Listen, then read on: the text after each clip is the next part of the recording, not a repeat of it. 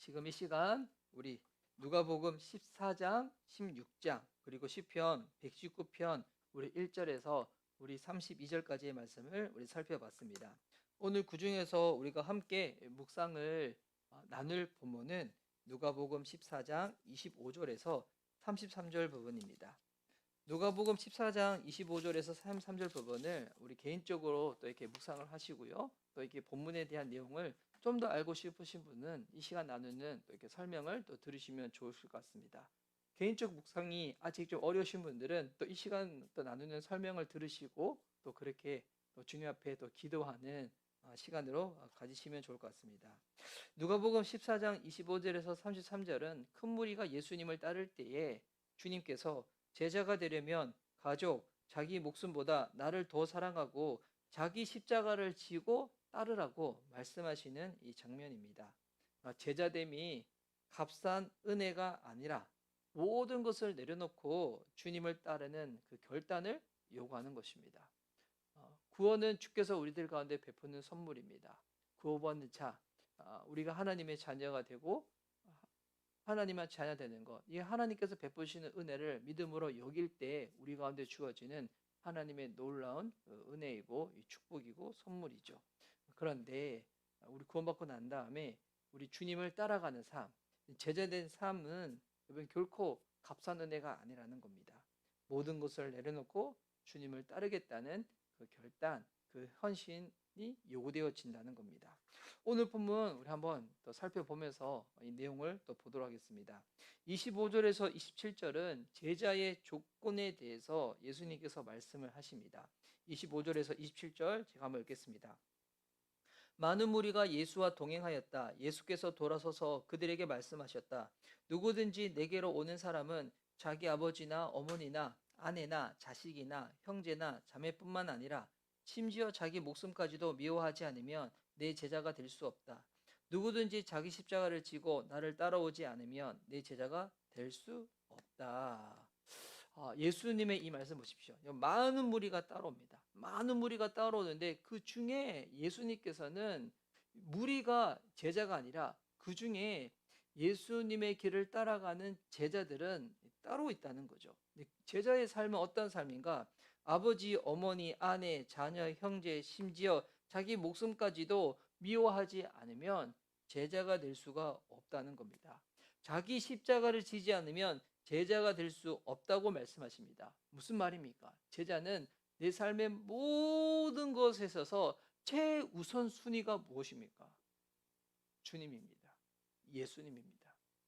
우리 주님이 우리의 모든 삶에 있어서 최우선 순위입니다. 여러분 이 본문을 잘 이해하셔야 됩니다. 아버지, 어머니, 아내, 자녀, 형제를 감정적으로 미워하라는 말이 아닙니다. 미워하라는 이 뜻은 우선순위를 잘 두라는 것입니다. 여러분 우리 가족들 너무 귀하고 소중한 존재들이지만 여러분 가족들 여러분 우리가 만들었습니까? 그렇지 않죠. 하나님이 우리에게 가족을 허락해 주신 거죠. 여러분 이 세상에서 우리가 소중하게 여기는 그 모든 것들 우리의 노력과 우리의 애씀으로 만들어진 것입니까? 결코 그렇지 않습니다. 하나님이 우리에게 허락해 주신 것입니다. 여러분 그렇게 이것을 아는 자들은 내가 누리고 나와 관계 맺는 아무리 소중하고 중요한 관계가 있다고 할지라도 그것보다 가장 최우선에 무엇을 둔다는 겁니까? 우리 예수님을 둔다는 거예요. 그럼 어떤 사람이 이렇게 또 반문할 수 있겠죠. 그러면 예수님을 우선순위에 들면 잘못하다가 정말 진짜로 가족을 미워하게 되고 이렇게 되는가? 그렇지 않죠. 여러분 이 질서가 바로 잡히게 되면 신앙은 관계잖아요. 먼저 수직적 관계가 수평적 관계가 있잖아요. 먼저는 우선순위는 수직 관계입니다. 하나님과 나와의 사이가 바로 관계가 맺어지게 되면 수평적인 모든 관계들 나와 이웃의 관계, 나와 가족의 관계, 나와 믿지 않는 사람들과 관계, 나와 나 자신과의 관계.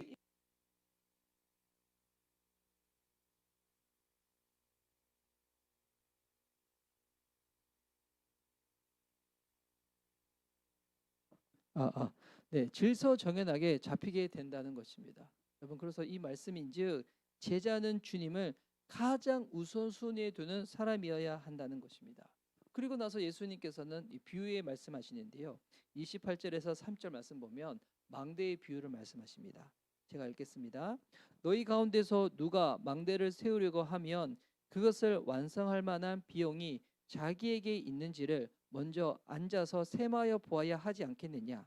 그렇게 하지 않아서 기초만 놓은 채 완성하지 못하면 보는 사람들이 그를 비웃을 것이며 이 사람이 짓기를 시작만 하고 끝내지는 못하였구나 하고 말할 것이다. 자, 한 사람이 망대를 세우는데 먼저 계산을 하겠죠. 예. 계산하는데 계산하지 않으면 기초만 세우고 완성하지 못하는 일이 생길 수 있습니다. 그러면 사람들에게 이 조롱을 받게 된다는 말씀이죠. 무슨 말인가? 제자의 길은 여러분 그냥 무턱대고 하는 것이 아니라 계산된 결과를 요구한다는 것입니다. 내가 정말 주님을 내 삶 가운데 최우선순위로 살아가는 이 삶이 그저 낭비되어지는 삶인가, 소모되어지는 삶인가, 그냥 아무 의미가 없는 삶인가? 결코 그렇지 않다는 거예요. 여러분 그렇기에 정말 하나님이 살아계심을 알고 그분이 우리의 삶 가운데 구원을 베푸시기 위하여 하나님이 치르신 엄청난 대가가 무엇인지 알고 그 은혜를 내가 믿음으로 받아들임으로 말미암아 하나님의 자녀가 되고 그리고 이 땅에 우리의 삶이 눈에 보이고 길을 걸어가는 이것이 전부가 아니라 죽음 이후에 하나님의 영원한 나라가 있음을 아는 자들은 이것을 정말 믿는 자들은 주님의 그 말씀 가운데 결단하게 되어 진다는 것입니다. 여러분 계산된 결과를 주님이 우리에게 요구하신다는 거죠. 그래서 또 비유의 말씀하십니다. 31절과 32절 말씀인데요. 제가 읽도록 하겠습니다. 또 어떤 임금이 다른 임금과 싸우려 나가려면 2만 명을 거느리고서 자기에게로 쳐들어오는 그를 자기가 10,000명으로 당해낼 수 있을지를 먼저 앉아서 헤아려 보아야 하지 않겠느냐. 당해낼 수 없겠으면 그가 아직 멀리 있을 동안에 사신을 보내서 화친을 청할 것이다. 예, 또한 이 말씀을 보면 우리 만왕의 왕을 맞이할 때 힘이 부족하면 항복하고 화친을 구해야 한다는 그런 말씀이죠. 그러니까 주님의 길을 따르는 길은 대적할 수 없는 왕 앞에서 전부를 맡기는 것입니다. 주님의 길을 따르는 길은 대적할 수 없는 왕 앞에서 이것을 따르는 길이라는 거죠. 여러분 이 말씀을 통해서 주님께서는 계속 예수님을 따라오고자 하는 제자들에게 이 결단을 촉구하십니다. 그저 따라가는 것이 아니라 정말 예수님을 따라가는 삶, 예수님과 함께하는 삶이 얼마나 우리 삶 가운데 가장 귀하고 복된 것인지를 주님께서 계속 우리들 가운데 말씀하여 주시는 것입니다. 이어서 우리 마지막 33절에 이와 같은 결론이 있죠. 우리 33절 말씀 제가 읽겠습니다. 그러므로 이와 같이 너희 가운데서 누구라도 자기 소유를 다 버리지 않으면 내 제자가 될 수 없다. 이와 같이 너희 가운데 자기의 소유를 다 버리지 않으면 주님의 제자가 될 수 없다는 것입니다. 여러분 그래서 이 본문 말씀을 보면 예수님의 제자로 나아가는 삶은 그냥 우리가 가지고 있는 모든 관계, 모든 소유, 모든 것들을 그저 다 포기하는 삶인가라고 할 수 있습니다. 하지만 여러분 이 말씀 안에서 주님께서 우리에게 베푸신 것이 무엇이고 또 주께서 우리 가운데 약속하신 것이 무엇인지를 정말 아는 자만이 이 주님을 따르는 그 헌신의 발걸음, 결단의 발걸음을 내딜 수 있음을 우리가 알게 되어지는 것입니다. 주님이 우리에게 말씀하십니다. 초청하십니다. 주님을 따르는 그 길로 우리를 부르십니다. 여러분 이 말씀 그저 무턱대고 그냥 읽고 그냥 따라가고 이게 아니라 주님 말씀하시죠. 계산해 보라고. 무슨 말씀일까요? 여러분 주님을 따르는 길, 십자가의 길은 물론 희생이 치르고 고난이 올 수 있는 이 길이기도 하지만 더 나아가서는 바로 이 길을 통하여 하나님께서 우리 가운데 허락해 주시는 그 기쁨, 그 축복, 그 영광은 세상 그 어떤 것과도 비교할 수 없는 오직 예수 그리스도 우리 하나님만 주실 수 있는 그 부분을 우리에게 또한 허락해 주신다는 그 의미가 내포적으로 담겨 있는 것입니다. 여러분 오늘 이 본문 말씀 정리해 봅시다. 제자의 길은 십자가의 길입니다. 예수님은 자기 십자가를 지라고 말씀하셨습니다. 이는 단순한 고난 이상의 감수를 의미하는 것입니다. 주님을 따라가는 삶, 주님과 함께하는 삶, 주님을 바라보는 삶, 그 삶으로 우리를 초대하신 우리 주님 앞에 오늘도 믿음으로 한번 결단하며 나갔으면 좋겠습니다. 우리 2025년 이제 10월입니다. 이제 4분기가 시작되어집니다. 우리 올 한 해 가운데 여러분 어떠한 믿음으로 사셨습니까? 그리고 이제 남은 이 마지막 분기 어떠한 믿음으로 살기를 원하십니까?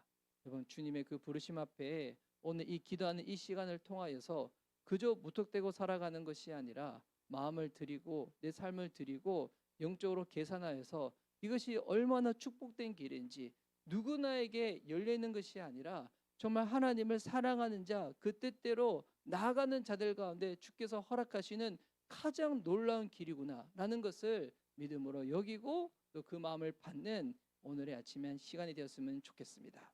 이 시간 우리 기도 막 틀고 우리 기도한 시간 갖도록 하겠습니다.